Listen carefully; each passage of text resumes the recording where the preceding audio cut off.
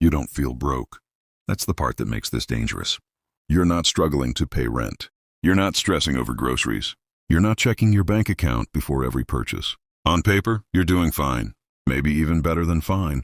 So why does it still feel like you're not actually getting ahead? Not falling behind, but not moving forward either. Just maintaining, floating. And here's the uncomfortable truth most people never say out loud. You can spend your entire life earning more money and still never build real wealth.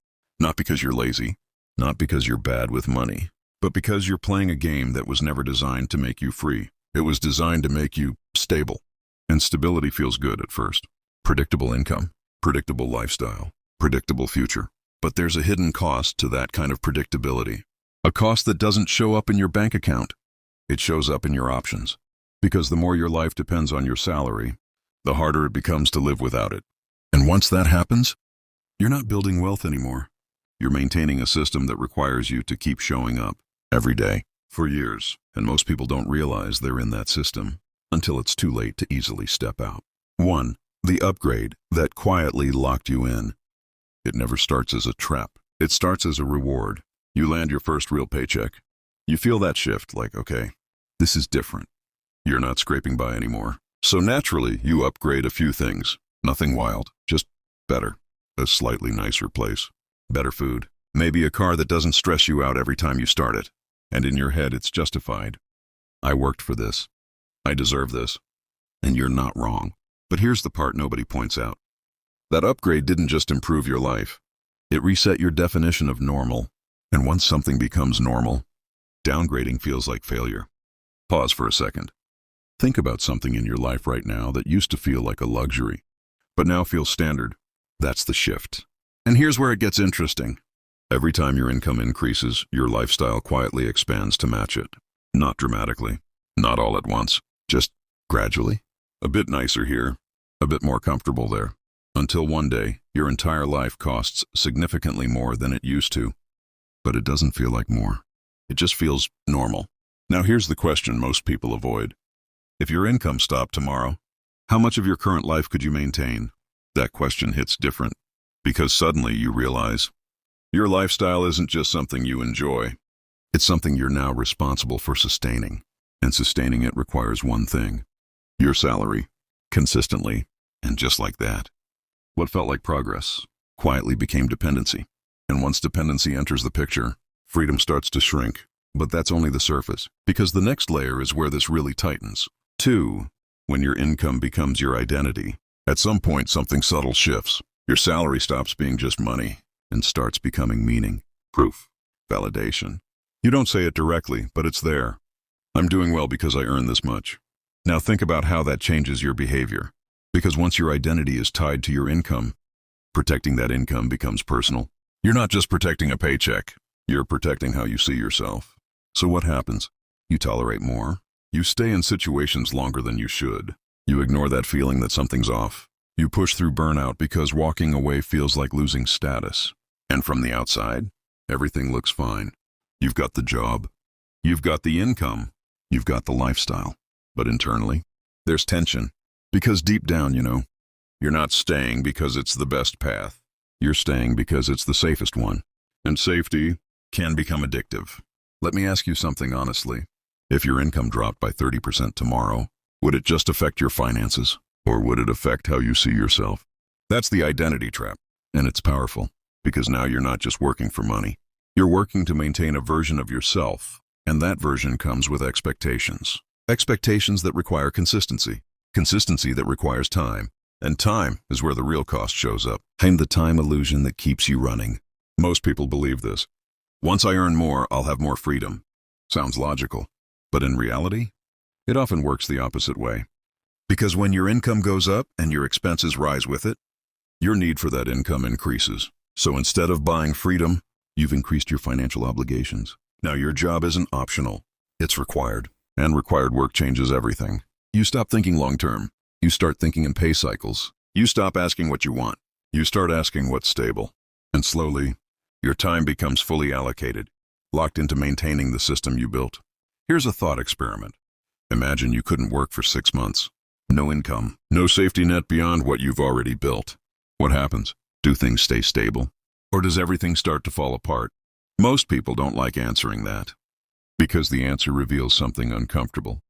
Your lifestyle is only sustainable if you keep trading time for money. And if that's true, then your time isn't yours. It's already spoken for. And this is where the trap becomes real. Because now you're earning well, but you're not in control. You're committed. And commitment without flexibility is just a more comfortable version of being stuck. Now here's where it gets even more subtle. 4. The invisible ceiling that feels like stability. There's a moment most people don't notice when it happens. It's not dramatic, no big event, just a quiet shift in how you make decisions. You start avoiding risk, not because you're scared, but because you have more to lose. You've built a lifestyle. You've built expectations. You've built consistency. And anything that threatens that feels dangerous. So you play it safe, stay in the role, stick with the path, avoid anything uncertain. From the outside, it looks responsible. But underneath, something else is happening. You're slowly capping your upside. Because real wealth isn't built in perfect stability. It's built in moments where you have room to move, room to take calculated risks, room to explore opportunities, room to step back without everything collapsing.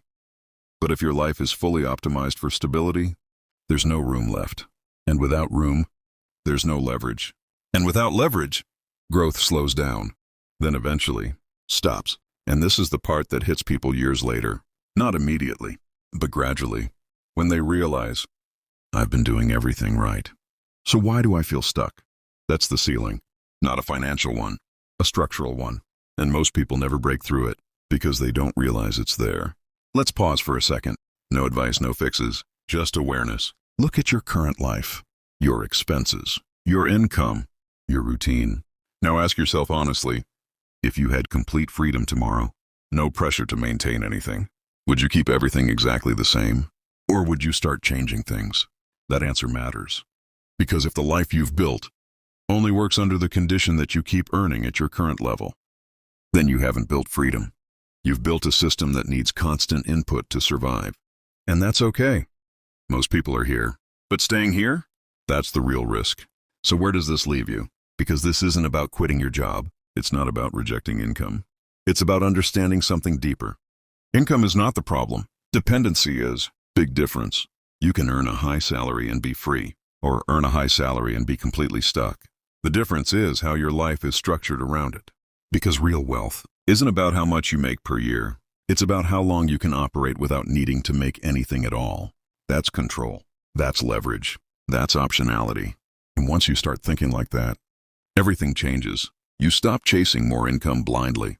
You start questioning, why does my lifestyle cost this much? What am I maintaining that I don't actually need? Where has my life expanded without intention?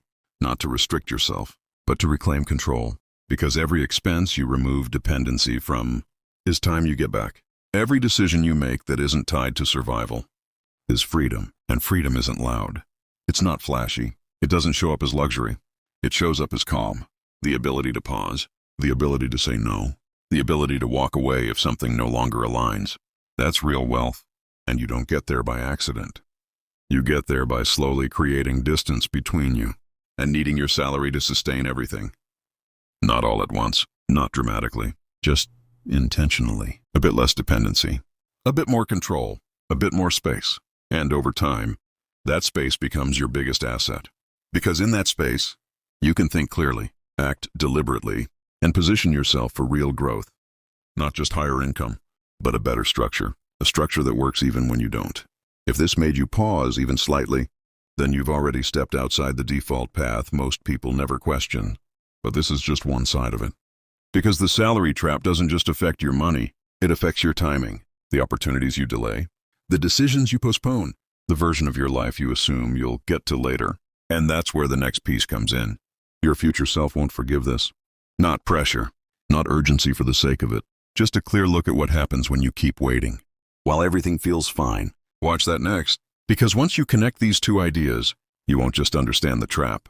You'll know exactly how to start stepping out of it. And that's where things actually begin to change.